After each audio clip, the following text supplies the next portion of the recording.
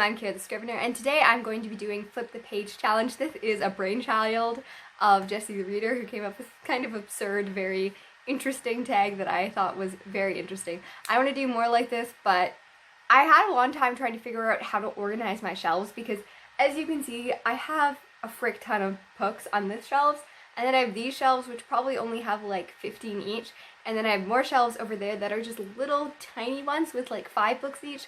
So I decided to flip it into 16. I have 5 shelves here, so each of them are counting for half a shelf each. I'm going to split it in half, and then those are full ones, and then my bookshelves, even though they're divided in 6, I'm going to count them as just 3 shelves. So I'm going to try that the best I can, and we're going to see how this goes. And I got you guys to send me numbers. I don't have enough people to send me. I got 16 out of 19, so 3 of them are just going to be random generated numbers.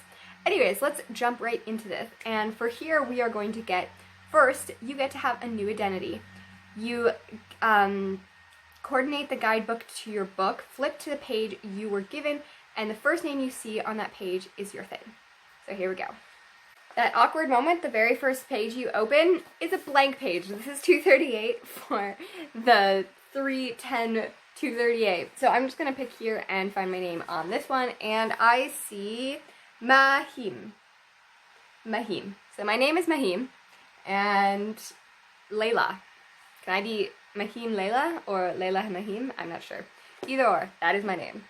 So after I did this, I thought I was really dumb because I included my top 2 shelves, which are all nonfiction, which was really dumb. So I got 211, 276, and originally I got a book that was just about writing craft, and I was like, I cannot do a location because this one is, it's time to get a move, the heck out of time. The location of the book coordinates with the lead to where you're moving. So a writer's book wouldn't really give me that, but then I recounted because it was in the middle of my first shelf, so I just decided the half was a little bit earlier, and I got Beyond the Edge, and I went to 276 and I found Indonesia. So I'm going to Indonesia, and my name is Mahim, and I think this is a great future. I want this future. So question 3 reads, you've settled into your new home, but you've got to get a job for cash. Create a job using the first object you find on the coordinated page number. And this I got 8-17-3-21. And because I love this book and I'm just going to promote it more, I didn't even realize that I got Shami Chavel's Nightmare Archivist. So I have it turned to 321, and running wasn't an option. Okay, I like Mahim, I like Indonesia. Please do not make me run. I guess I'm going to be a professional athlete in Indonesia. This is the future is going downhill real quick. I hope I don't have to run up hills. So number 4, I have moved, I have now started my job, and I am falling for a coworker. The first name on a page I see, which my number was 7-19-96, and for this, I got Harry Potter and the Philosopher's Stone, which is very nice. Who am I going to fall for? Percy! I was just beside Percy Jackson, and I was like, cool, I might get Percy Jackson, and then I went just past a Harry Potter, and I got another Percy. I don't know if I will like Percy Weasley as much as I will like Percy Jackson, but I guess my name is Mahim, I'm Indonesia, I'm a professional athlete, and I got a bureaucratic husband. Like, I could maybe get along with Percy. I don't know. So I have fallen for this person, and now I need to talk to them for the first time, because you should always have crushes before you talk to people, because that's what you do. And I got 3-15-3-65, and for that I got The Book Thief, and I have it pulled up to the thing, and it is 65, and the end of the small trilogy, and this is only the 2nd installment.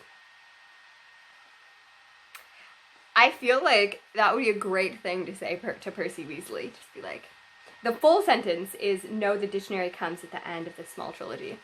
I think he'd be like, tell me more. Can we talk about dictionaries? I'm not upset with that. I feel like I would say that to someone as a first sentence. I'm always incredibly weird, especially when I like people. So this is Mahim's future. I must say I'm really appreciating that you guys chose a lot of my fantasy shelves because I think that makes it really fun. Anyways, I got 8-12-261, and this landed on the 2 towers. by J.R.R. Tolkien, and I have to propose with whatever I see first on here, because we talked about dictionaries, and you know when we talk about dictionaries, it's like, it's moving fast. So, ready, 61, and I have... Grr! Those eyes did give me a turn. Perhaps we've shaken him off at last, the miserable slinker. Gollum! I'll give him Gollum in his throat. I don't know if I can propose with any of these things, if ever I get my hands on his neck. Okay, I need to find an actual... So I have Gollum, a nose, a grr, shadow yonder. Why is there's nothing? Bread. Plain bread. A bit of plain bread and a mug eye. Okay, so I can either propose with grr, a Gollum figurine, or plain bread. I think I'm gonna propose to him with plain bread, because it's like, I don't need any splendor. I just need you and maybe some dictionaries, Percy, and it's gonna be okay. So you're like, you look different. Why do you look different? Why is everything fuzzy? It's because this is 4 days later, because, you know, while I was at the other side of my room trying to get a bookshelf, someone called me. My phone fell off its stand and cracked. So now there's wonderful spider webs in front of the camera, which makes it blurry. So after getting a really nice phone with a nice camera, it's broken within 3 weeks. I am talented. This is the kind of booktube where I am. I dedicate my craft to this. Anyways, I lost the actual thing with the number, but it was one of the books from over there, and this is going to be The Princess Bride. This is my wedding vow, so I think this is perfect. I have to open it and read the first dialogue, and this is going to be my dialogue to Percy Weasley on the day we get married. And maybe it's even the best I've read in all my life. I want those as my actual wedding vows. Maybe it's even the best I read in all my life. I adore it. So beautiful. Wonderful. Anyways, that is going to be my thing, and I already did pick because I did it in not order when I did it before, and the thing I drew was the Bromeliad, and this is by Terry Pratchett, and that is for the location of my honeymoon, and for that, the Bromeliad, so the location of that is a bunch of elves who are like stuck in a store. Yeah, and it's like them putting on a revolution of getting out of the store or something like that. So yes, me, Mahim, is going on a honeymoon with Percy Weasley, who loves dictionaries, and I'm an athlete. But for a honeymoon, we are going to a Christmas store where we can't go out with a bunch of little elves. This sounds like the greatest fairy tale. So, excitedly enough, we got a little cray on our honeymoon, and we're expecting a kid. And the one I got for this was 12/17/372, and this landed me on my Anne of Green Gables shelf, and I got Anne of Windy Poplars, and I have to pick my kid's name. There isn't 372 pages because this is hecka small print, but I just opened it to the last page, and I'm going to look for a name of my kid. Rebecca. Darn it. I should have known that it would be Rebecca. So my kid's name is going to be Rebecca. We are jumping 5 years ahead, and my kid, Rebecca, needs a pet in Indonesia. And we actually got the 220-200 again, so we ended up on the writer's book, and I am going to open it to 200, and look, if I do not have an animal on this page, I get to make a replacement for that. Yay! So 200. We have a red-haired woman, China, wax beamers. I feel like that is not, oh, it's a car. I'm a cool kid. Yeah, so I'm just gonna go based on the fact that we have valued bone china for its durability over porcelain. My kid is going to be the kid who plays with nice china. And that would be my kid. I have a few china sets from my great-grandmothers that I look at very nicely, and everyone else gets rid of them, and I just have, like, at my parents' house, that bedroom that I shall empty out when I get a permanent house, has just china, like, so much china in it, and porcelain dolls. It's an issue. It looks like it should be a horror story. I should tape it sometime when I go visit my parents because it genuinely freaks people out. So my kid would definitely play with China.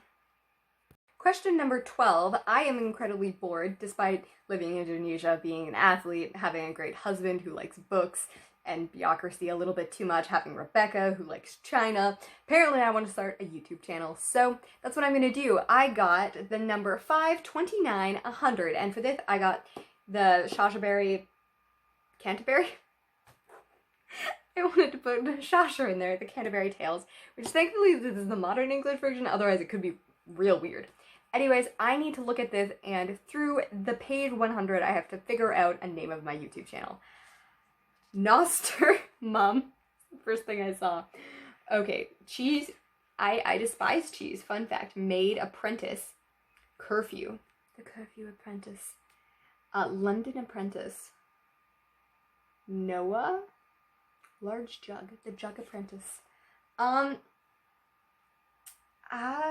Stalking on High. Down by the ladder, stalking on high. The Stalker Apprentice.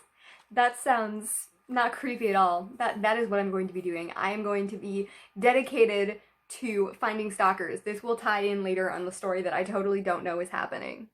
So I thought that Percy and Iris romance was going to come full circle with question number 13, which is, what will I say when I open it by grabbing a book? And this was 1411-257, and it landed on my book shelf of just like dictionaries and resources and literary terms and thesauruses and stuff, and I was like, oh, it's gonna be great, it's gonna be about thesauruses, and the only thing that's not a thesaurus on it is 300 writing prompts, and this doesn't have page numbers, so I'm just going to open up, and whatever that is going to be how I'm going to do it. So, have you ever been significantly more or less physically fit than you are today?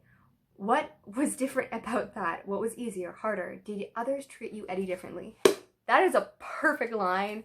Just like kind of a mouth hood, but like it's evident when you're being stalked, you need to know if you were physically prepared to take down that stalker. Otherwise, you might die.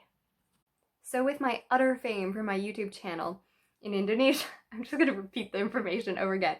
Mahim is writing a book, and for this one I got 10-4-258, and I landed on The Miserable Mill by Lemony Snicket, aka Daniel Handler, and this does not have 258 pages because it's a nice short thing, so I just picked to the very last thing, which is the letter to the reader, and through this I'm going to pick a book title from this page.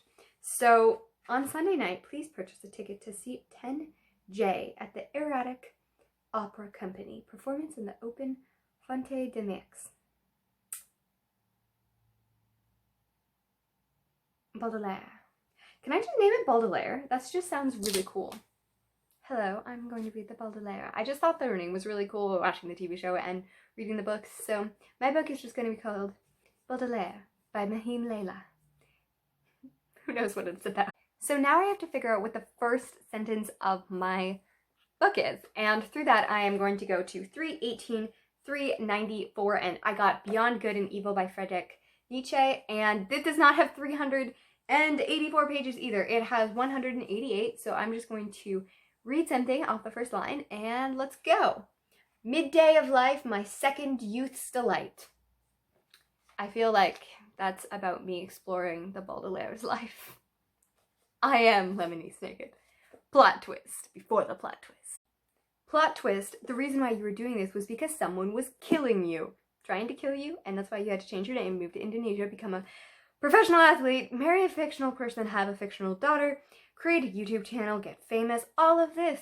It's all happening for that. And we have Huckleberry Finn. And through this character in here is going to kill me. Ready? Ready? It's a picture!